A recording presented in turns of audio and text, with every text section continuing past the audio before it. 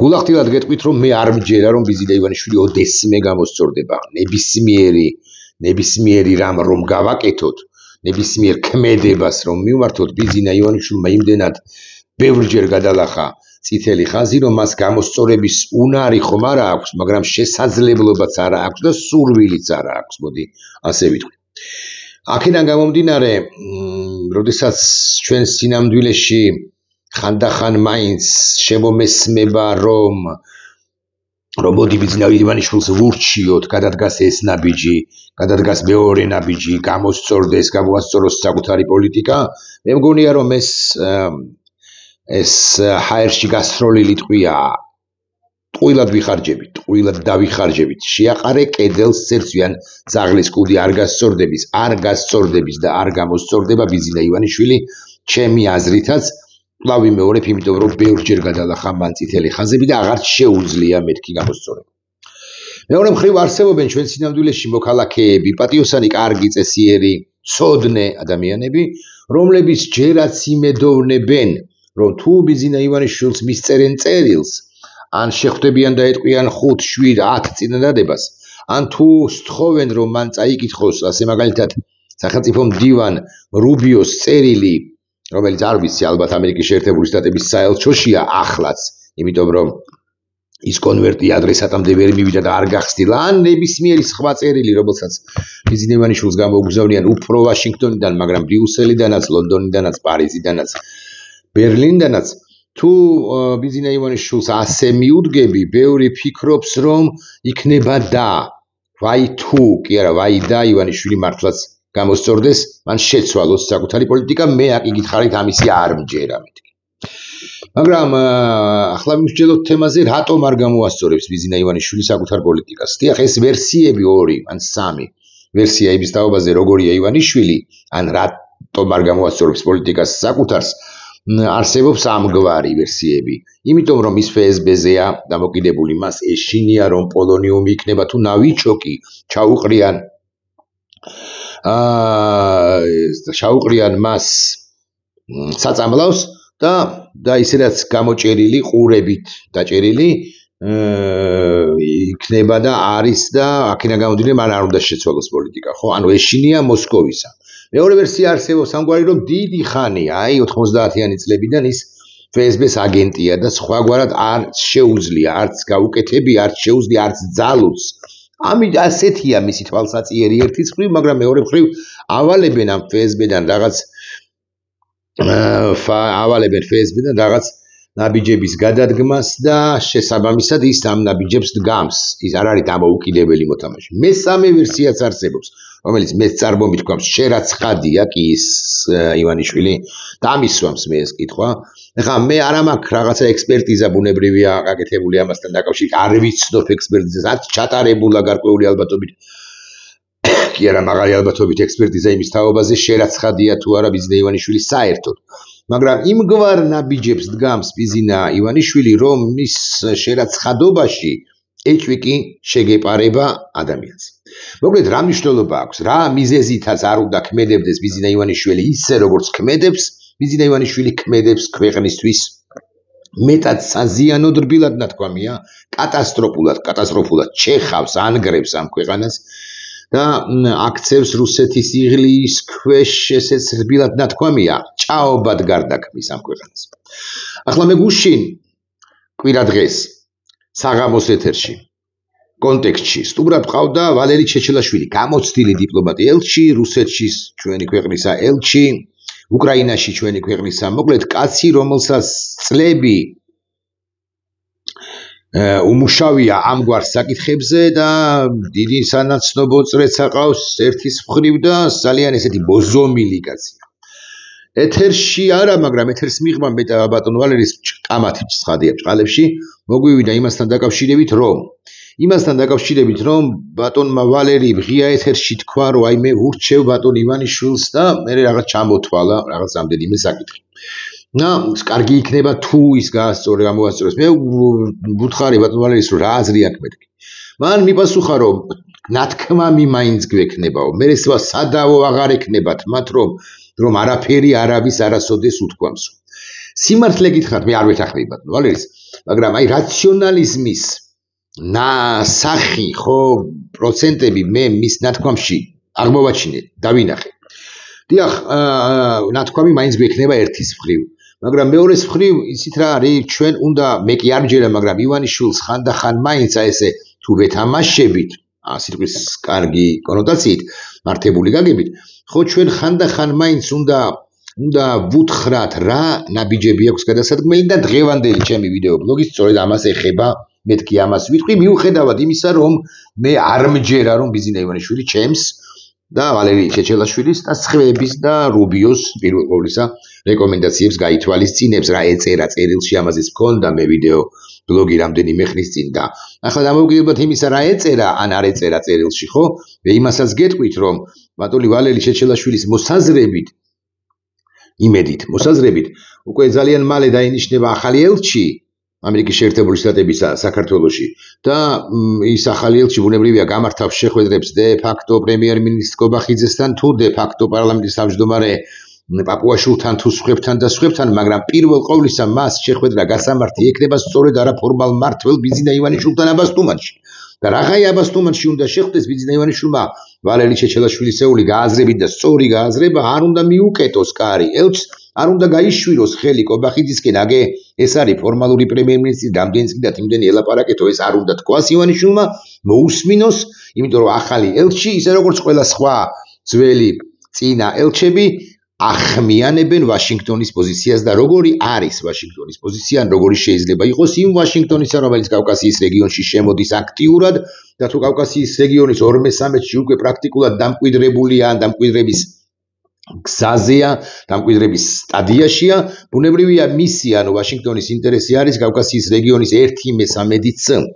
1/3 მათ შორის ამიტომ არის კავკასიის რეგიონისა ვაშინგტონის ინტერესებში რომ ვაშინგტონში შესანიშნავად ხვდებიან თუ ეს 1/3-იც არ იქნება ვაშინგტონისკენ, ანუ არ იქნება პროდასავლური თან ის ქვეყანაზე ვლაპარაკობთ, რომელსაც ამის გამოცდილება აქვს, ხო, ანუ საქართველოზე ამ შემთხვევაში იმ დანარჩენ 2/3-საც, ანუ სომხეთსა და აზერბაიჯანს სერიოზული პრობლემები შეექმნება და გავითვალისწინოთ კი არა, გავიხსენოთ ირანის მუქარა, იმასთან დაკავშირებით რომ არამც და არამც არ დაუშვებს ამერიკის მეტ მონაწილეობას კავკასიის რეგიონში და ვაშინგტონი გულზე ხელდაკრეფილი ხო არ არის, ვაშინგტონსაც ბუნებრივია არ უნდა და ვერც დაუშვებს თავის მხრივ შეერთებული შტატები იმას, რომ ვინმე ირანმა, ასე უნდა ვთქვა, რამე ირანმა, ვინმე ირანმა და ვინმე რუსეთმა არის ის დალაგებული ფაზლი, რომელიც სულ მინიმუმ კავკასიის რეგიონში, კავკასიის რეგიონის 2/3-ში დალაგდა და შესაბამისად იმისთვის, რომ ირანს და რუსეთს არ გაუვიდეთ ის მუქარები, რომლებითაც ისინი გამოირჩევიან ბოლო პერიოდია კი არა რახანია, ანუ ბოროტების 2 ღერცს არ გაუვიდეს საკუთარი პოლიტიკა კავკასიის რეგიონში, ამერიკის შეერთებული შტატები მეტ ყურადღებას მიაქცევს იმ 1/3-საც, ანუ საქართველოსაც და აი ამ რეალობიდან გამომდინარე მე ვიტყვი დავუბრუნდები ბიზინა ივანიშვილის თემას. ბიზინა ივანიშვილმა რა უნდა გააკეთოს, არა რუბიოს, არა ჩემი ან ვალერი ჩეჩელაშვილის ან ნებისმიერი კეთილის მსურველის, მე არა ვარ კეთილის მსურველი, აქვე ვიტყვი და არც ბატონი ვალერი დარწმუნებული ვარ და არც ბატონი რუბიო, მაგრამ ნებისმიერი რეკომენდატორის აზრით, არა რეალურად რა არის გასაკეთებელი ბიზინა ივანიშვილის მიერ რომ იმისათვის რომ მას ის დარჩენილი ფინანსებიც კი რომლებიც შერჩა ხო მან გადაირჩინოს ეს ფინანსები და გადაარჩინოს ფინანსებს ვინ მისდირის და ვის უნდა მაგრამ გადაარჩინოს ქვეყანას აბსოლუტური ან გარდაუვალი კატასტროფისაგან რომელიც მას ელის რუსეთის აქ მეტად შემოსვლის და კიდევ უფრო მეტად დამკვიდრების და რუსეთის შეერთებულ შტატებთან თუ დასავლეთთან ამ ტერიტორიაზე დატაკების შემთხვევაში. ეს გადასარგებელი ნაბიჯებია და ბიზინა ივანიშვილმა უნდა გაიგოს, რომ თუ რუსეთი ემუქრება ეს ბრუტალური ძალა არის თუ ემუქრება იმ დაშვებით, შეერთებული შტატები კი არ ემუქრება, მაგრამ შეერთებული შტატები უფრო მძიმე მოწინააღმდეგე ამისთვის, გაცილებით მძიმე და გაცილებით ძლიერი ვიდრე რუსეთი. შეერთებული შტატები და დასავლეთი. ეხლა მე გეტყვით რა აქვს გასაკეთებელი ბიზინა ივანიშვილს. პირველ ყოვლისა, უცნაურ სიტყვებს ვიტყვი ეხლა. იმისთვის რომ აჩვენოს, რომ ის მიდის გარკვეულ დათმობებზე და რაციონალურად აზროვნებს, მან უნდა გაანთავისუფლოს, არ ვიხმარ სიტყვას დაკლას მეთქი, უნდა გაანთავისუფლოს ირაკლი კობახიძე და მისი გუნდი. როგორც პირები, რომლებმაც ის ჩაჩეხეს. დიახ, ყველაფერი ვიცით რა საკვირველია, არავის არ ჩაუჩეხავს ბიზინა ივანიშვილმა თავად ჩაჩეხა ყობახიძეს და საკუთარი თავის და ქვეყანაც.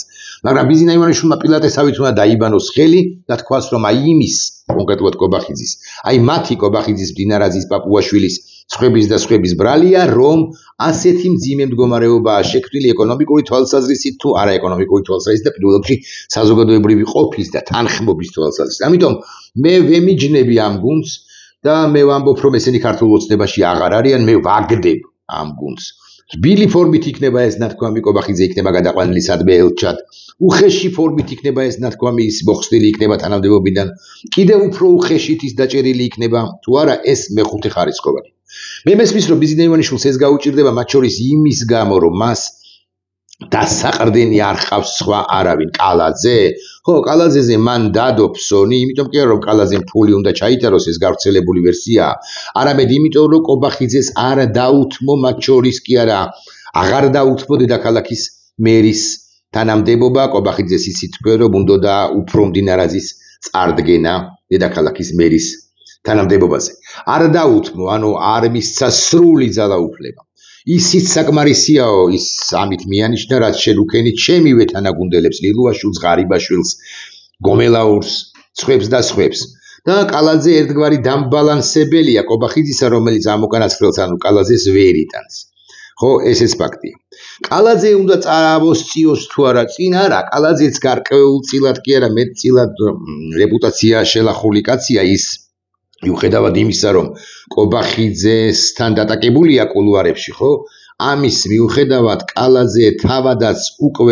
კალაძეს თავადაც უკვე იმდენი შეცდომა აქვს დაშვებული, დამოუკიდებლად იმდენი შეცდომა აქვს დაშვებული, რომ კალაძეზე ფსონის დადება და თქმა იმისა, რომ აი კალაძე უნდა იყოს პრემიერ-მინისტრი და მან თავისი გუნდი უნდა მოკრიბოს, ეს ალბათ სწორი არ იქნება. ვერ მიუბრუნდება ბიზინა ივანიშვილი, მაგრამ მაგის პასუხია და გვარიანად შელახულ ღარიბაშვილი, გომელაური, ლილუაშვილის ჯგუფს ვერ მიუბრუნდება, იქაც შიგნითაც არ არიან ისინი მთლად ბოლომდე კარგად დალაგებულნი ერთმანეთთან, მაგრამ ახლა ყობახიძის ჩაწევა და ლილუაშვილისა და ღარიბაშვილის ამოწევა ასევე არ იქნება სწორი. ხა ეს ფიგურანტები თავად დამოუკიდებლად თუ იმოქმედებენ და შექმნიან პოლიტიკურ ჯგუფს, იმ პოლიტიკურ ჯგუფს ექნება ნულოვანი შანსი, აი გულახდილად გეტყვით, გახარიაზე გაცილებით ნაკლები შანსი პოლიტიკურ პროცესებში მონაწილეობისა და მით უფრო გამარჯვებისა, იმიტომ რომ რა თქმა უნდა შეეტენებათ მათ, სულ არ იყვნენ ესეთები, რომ ესინი ბიზინა ივანიშვილის სხვა საყრდენები არიან.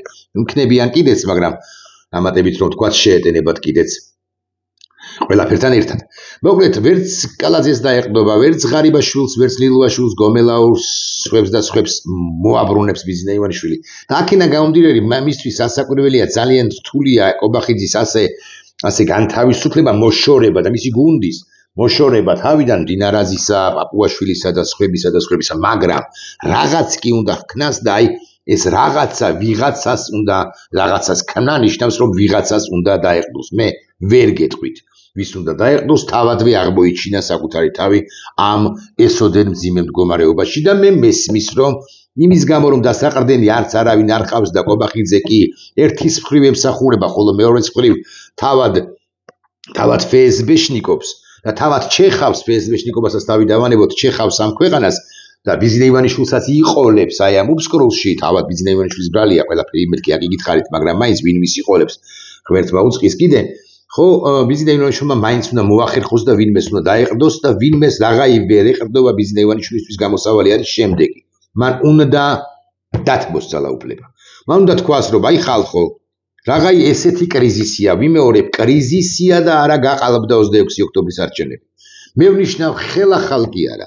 მე ვნიშნავ რიგგარეში არჩევნებს და ხალხმა გადაწყვიტოს, ვინ უნდა იყოს მომავალ პარლამენტში და ვნიშნავ არჩევნებს ასე მაგალითად მაისის თვეში. ჩემთვის პერსონალურად უკეთესი იყო და უკეთესი იქნებოდა, რომ ქართულ ოცნებას საერთოდ როგორც რუსულ ძალას არ მიიღო მონაწილეობა მომავალ საპარლამენტო არჩევნებში. მე შესაძლოა ეს გამოვიდეს კიდეც, მაგრამ მაღალი ალბათობით თუ რიგგარეში საპარლამენტო არჩევნები დაინიშნება, ეს არ გამოვა და რაც მთავარია, არა მარტო უნდა დანიშნოს არჩევნები, ეს არის მისთვის გამოსავალი.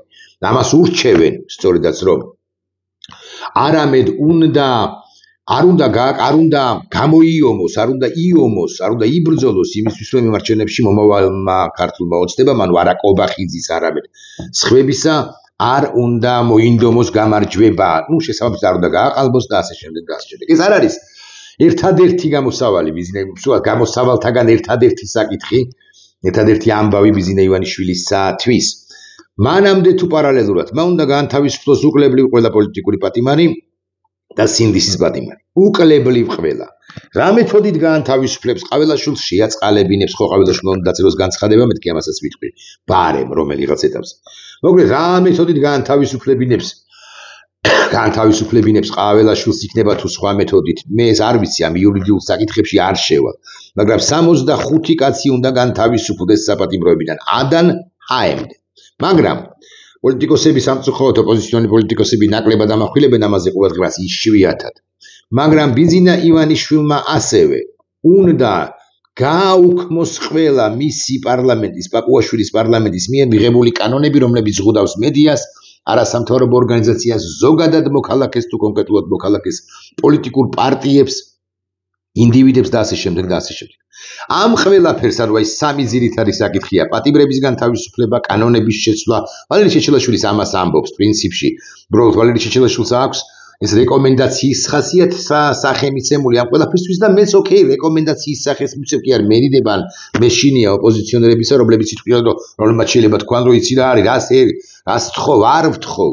უბრალოდ არც ვურჩევ, უბრალოდ ვამბობ, რომ ბიზინა ივანიშვილისთვის ეს არის საუკეთესო გამოსავალი, რომ მან გადაირჩინოს იმ თავისი 7 უხეშად მილიარდიდან დაახლოებით 3, 4, 5 მილიარდი და კიდე მეტად არ დაყადაღდეს და კიდე მეტად არ გაუბედურდეს მისი მდგომარეობა მის მასშტაბებში, თორე გაუბედურებული ის არც არასოდეს იქნება. ეს არის გამოსავალი. ეხლა ეწერა თუ არა ეს ყველაფერი რუბიოს წერილში, ისევ რუბიოს წერილს კი არ ვუბრუნდე იმაინც და მაინც, მაგრამ ხსნი, ეს ყველაფერიც ეწერა, მაგრამ გარდა ამისა ეწერა, რომ საქართველო არის შუადერეფნის ქვეყანა. ჩვენ ახლა ვაპირებთ აგეს სომხეთთან და ხო, მანამდეა გაკეთებული დაწერილი, ხო? სომხეთთან და აზერბაიჯანთან ურთიერთობის დაალაგებას. შემოვდივარ კავკასიის 2-13-ში. აქ წინააღმდეგობას გაგვიწევს რასაკვირველია რუსეთი მით უმეტეს უკრაინის ომის დასრულების შემდეგ და გათვალისწინებით და თუ დასრულდება ომი. რუსეთი ეცდება ირანთან ურთიერთობების აღდგენას, არა მხოლოდ სავაჭრო ეკონომიკური, არამედ სტრატეგიული ურთიერთობების აღდგენას.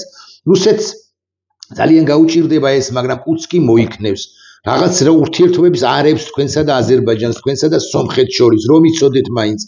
შუა დერეფანი ხართ, ჩვენ შეგვიძლია აქაც შემოვიდეთ, მაგრამ ანაკლის საკითხია მნიშვნელოვანი. რაღაი ანაკლის საკითხია მნიშვნელოვანი, მოდით ჩაარტყით 2 თუ 17 ნიჩაბი ანაკლის სანაპიროზე გააღრმაც ყლოვანეთ პორტი, რომ ჩვენ გქონდეს ფორმალურად შემოსვლის საფუძვლები. და რაღაცა ბიზინა ივანიშვილმა ეს ყველაფერი არც წაიკითხა. ახალი ელჩი ვალერი ჩეჩელაშვილისეული გააზრდებით ყოველ შემთხვევაში წერილს იქნება თუ წერილით იქნება თუ სიტყვიერად ამ ყველაფერს ეცდება რომ გააცნოს სწორედ ბიზინა ივანიშვილს აბასტუმრის უღრანების ბინადარს.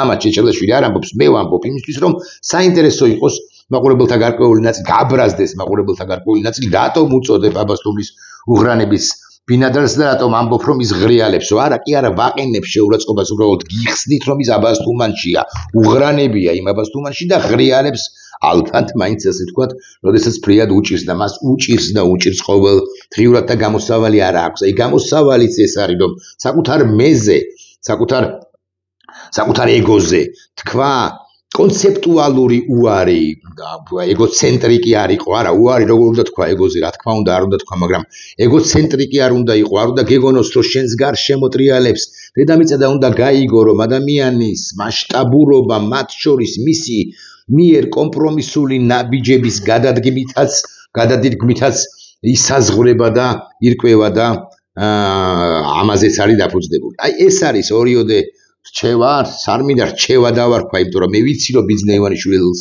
ასაუდა შეაყაროთ სერცვი,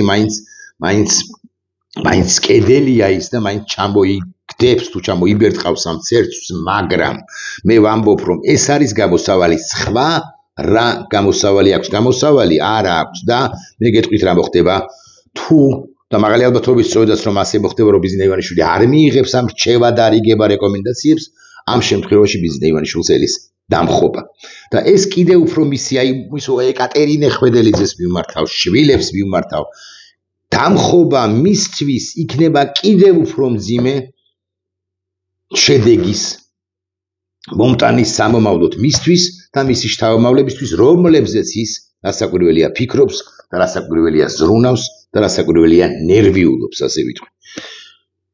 მაგრამ იმისთვის, რომ ნაკლები სანერვიულო ჰქონდეს, ბიზინა ივანიშვილმა უნდა გადადგას ეს ნაბიჯები კვლავ გავიმეორებ, უნდა გაანთავისუფლოს პოლიტპატიმრები და სინდისის პატიმრები, ყოველგვარი, მაგრამ თუ 2 წელიწადს დავუმატებ 3 წელიწადს მოვაკლებ 5 წელი ჩემი 4 წელი თქვენ არა უპირობოდ უნდა გახსნას ციხის კარები. მეორე, მან უნდა შეცვალოს ყველა კანონი, არც ერთს არ გააკეთებს, მეთქი ბევრი თქვენგანიც მეტყვის და მეც გეტყვით. რასაკვირველი არ გააკეთებს, მაგრამ რა არის გასაკეთებელი? უნდა შეცვალოს ყველა კანონი და დანიშნოს არჩევნები, რომლებშიც ირაკლი კობახიძის ბანდა არ მიიღებს მონაწილეობას, მას შეეხოცება, შეეწმინდება ხელი ბიზინა ივანიშვილისა და უკვე ახალი შემადგენლობის ქართული ოცნება კი არ იომებს გამარჯვებისათვის. აი გამოსავალი, წინააღმდეგ შემთხვევაში შუბლებით შეგასკდებათ ქართველი ერი, ქართველი ხალხი და ამ შუბლებით შესკდომაში მიუხედავად იმისა, რომ თქვენ თევზიროა სქელშუბლა, ხო, სქელშუბლა ხართ, ამ შუბლების შესკდომაში მართალი ქართველი ხალხი გაიმარჯვებს. ნახვამდის.